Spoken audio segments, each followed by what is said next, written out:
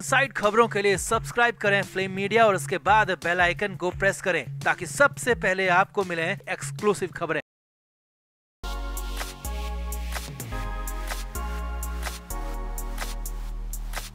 महाराष्ट्र की सियासत में हर रोज नए पन्ने पलट रहे हैं और अब हालात ये हैं कि विरोधी गठबंधन के बजाय नेता अपने ही गठबंधन में लड़ रहे हैं, झगड़ रहे हैं और महाविकास अघाड़ी में तो खास तौर पर हंगामा मचा हुआ है। अब हमने ही आपको बताया था कि एक नेशनल न्यूज चैनल के कार्यक्रम में कैसे नाना पटोले ने आदित्य ठाकरे को लपेट लिया था, उद्धव ठाकरे को बैकफुट पर धकेल दिया था। तो अब सुबह सुबह आदित्य ठाकरे नाना पटोले से मिलने पहुंच गए। जी हाँ, यही खबर है और अभी की खबर है और बड़ी खबर है। और उसके बाद घर के अंदर जो हुआ वो और भी ज्यादा हैरानी भरा था। तो दिखाते हैं, बताते हैं आपको। आप इस वीडियो को शेयर करें, कमेंट बॉक्स में अपनी राय जरूर दें कि क्या आदित्य ठाकरे और उनका परिवार अब फाइनली बैकफुट में नजर आ रहा है। कमेंट जरूर करें।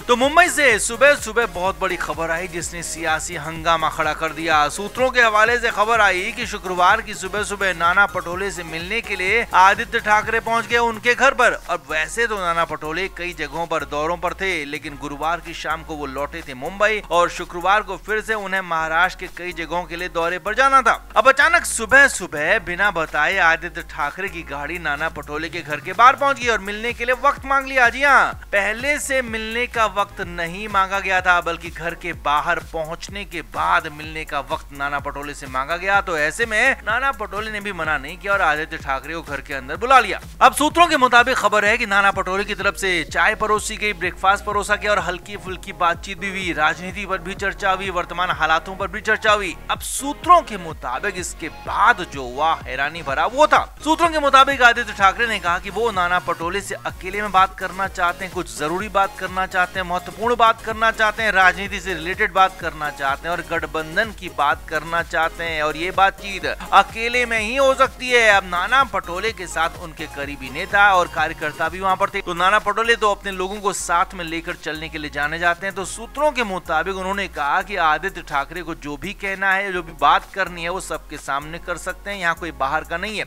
इनके सामने ही मैं हमेशा सारी बातें करता हूँ। अब आदित्य ठाकरे जिद करते रहे, बोलते रहे कि अकेले में बात करो, लेकिन नाना पटोले भी अड़े रहे कि बात अकेले में बिल्कुल नहीं होगी, बात होगी तो सबके सामने होगी। और हालात ये रहे कि सिर्फ चाय पीकर ही आदित्य ठाकरे लौट गए। जी हाँ, कोई सीरियस बात ही नहीं हो पाई, मुद्दे की बात हो ही नहीं पाई, क्योंकि नाना पटोले ने अकेले में मिलने से साफ साफ इनकार कर दिया। अकेले में बात नहीं करेंगे साफ कर दिया और एक तरह से घर के अंदर सबके सामने बुरी तरह से बेइज्जत कर दिया। पूरे प्यार से छोटे ठाकरे को धोकर रख दिया और खासतौर पर नाना पटोले ने अपने करीबी नेताओं का भरोसा भी जीत लिया और आदित्य ठाकरे वहां से वापस लौट आए। अब ठाकरे छोटे वाले वहां से वापस लौट तो आए, लेकिन उनके दिल में कसक रह गई होगी कि बात हो नहीं पाई। अब यहाँ पर कयास ये भी लगाए जा रहे हैं कि नाना पटोले से वो अपनी और अपने पिता की बात करने आए होंगे, अपने पार्टी की बात करने आए होंगे और हो सकता है कि ये भी कहने आए हों कि उन पर हमले थोड़ा सा कम करें, थोड़े से हमले विरोधियों पर ज्यादा करें, उनको बख्श दें। हालांकि ये हो नहीं पाया क्योंकि बात ही नहीं हो पाई। अब वैसे आपको बता दें कि नाना पटोले पहले भी कह चुके हैं कि वो गठबंधन को लेकर, राजनीति को लेकर या फिर चुनाव को लेकर कोई भी बातचीत करेंगे तो शिवसेना यूबीटी में सिर्फ उद्धव ठाकरे से ही बात करेंगे, क्योंकि वही वहां पर आधिकारिक व्यक्ति हैं, उनके अलावा कोई भी नहीं। चाहे वो फिर संजय राउत हो, आदित्य ठाकरे हो या फिर कोई और, या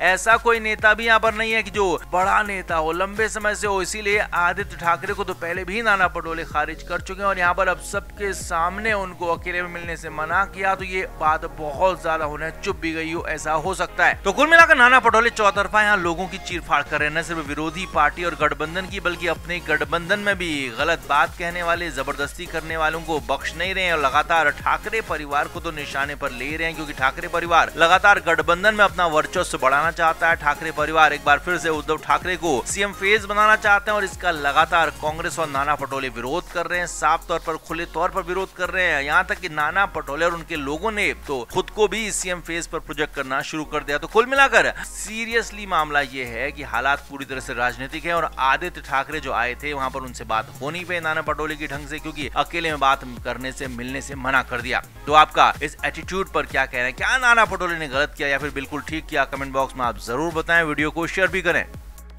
तो उद्धव ठाकरे इस विधानसभा चुनाव से पहले कोई रिस्क लेना नहीं चाहते और पूरी तरह से कंफर्म होना चाहते हैं कि फिर से सरकार मिल जाए, सत्ता आ जाए और उनकी फिर से मुख्यमंत्री पद पर ताजपोशी हो जाए। जी हाँ, उनको सरकार जाने का, पार्टी टूटने का, मुख्यमंत्री पद जाने का बहुत ज्यादा दुख है, गम है। हालांकि हर बार वो ऐसा दिखाते नहीं है, मगर इस बार पहली बार उन्होंने सच मान लिया और पूरा सच माना। और खास तौर पर 2022 में उनकी पार्टी में जो हुआ था, जो पार्टी में टूट हुई थी, उसके लिए संजय राउत को जिम्मेदार ठहरा दिया। जी हाँ, असल में मातोश्री में एक मीटिंग चल रही थी और इस बार चुनाव में प्रत्याशी कौन कौन होंगे, किस सीट पर किसे लड़ाया जाएगा, कौन मजबूत दावेदार है, इसे लेकर बातचीत चल रही थी, चर्चा चल रही थी। अब प्रत्याशियों पर चर्चा के दौरान ही संजय राउत ने अपने भी कुछ नाम यहाँ पर आगे कर दिए और कहा कि ये लोग पार्टी के लिए लंबे समय से काम कर रहे हैं और इस बार इनको भी टिकट मिलना चाहिए। अब खबर यह है कि संजय राउत की बात पर उद्धव ठाकरे ने पहली बार में कोई जवाब नहीं दिया, कोई भाव नहीं दिया, या कहें कि राउत की बात को सुना अनसुना कर दिया और दूसरी बातें करने लगे।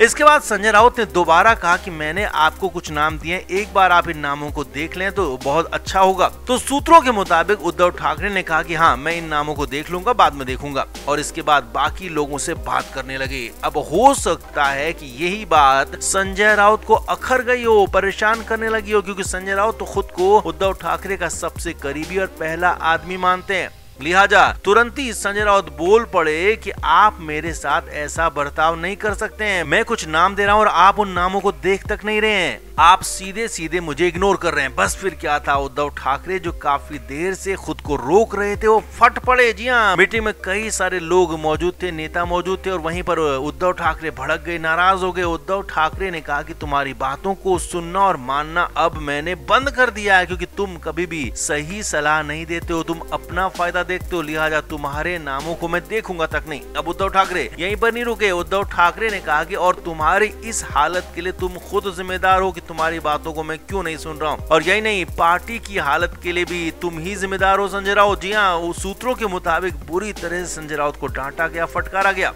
उद्धव ठाकरे ने कहा कि शिंदे के साथ कुछ और लोग थे जो कि पार्टी से अलग जा रहे थे, अलग हो रहे थे, और तब तुमने मुझ तक पूरी बात नहीं पहुंचने दी, अपने स्तर से मामले को देखा और सब कुछ गड़बड़ कर दिया। अपने हिसाब से जिन लोगों को तुम पसंद नहीं करते थे उन लोगों को जाने दिया और कह दिया कि हमें किसी की जरूरत नहीं है। उनको रोकने की कोशिश तक नहीं की, मुझे बताया तक नहीं कि मामला इतना ज्यादा गंभीर है, लिहाजा पार्टी टूटने के जिम्मेदार भी तुम ही हो संजय राउत। जी हाँ, यही बात है वहां पर आई। उद्धव ठाकरे ने भरी मीटिंग में कहा कि ज्यादातर लोगों को मैं रोक लेता, उनसे बात कर लेता, हालांकि कुछ लोग जाते तो जाते, लेकिन ज्यादातर लोग रुक जाते और सरकार नहीं गिरती। मुझे मुख्यमंत्री पद से इस्तीफा नहीं देना होता, नहीं देना पड़ता, अभी भी ये मुख्यमंत्री पद हमारे पास ही होता। यानी कि साफ साफ और पहली बार उद्धव ठाकरे ने मान लिया कि उनके और पार्टी कार्यकर्ताओं के बीच में जो संजय राउत थे वही सबके जिम्मेदार थे। उद्धव ठाकरे तक सही कंडीशन और सिचुएशन पहुंचाई ही नहीं गई। अब इतने सालों से उद्धव ठाकरे सीएम शिंदे को तो पार्टी तोड़ने का दोषी मानते रहे हैं, लेकिन कभी भी संजय राउत का नाम नहीं लिया। लेकिन हाँ, पहली बार यहाँ पर सब कुछ सच सच मान लिया, एक्सेप्ट कर लिया। भरी मीटिंग में संजय राउत को पूरी तरह से हड़का दिया और साफ कह दिया कि पार्टी तोड़ने के, टूटने के जिम्मेदार तुम ही हो,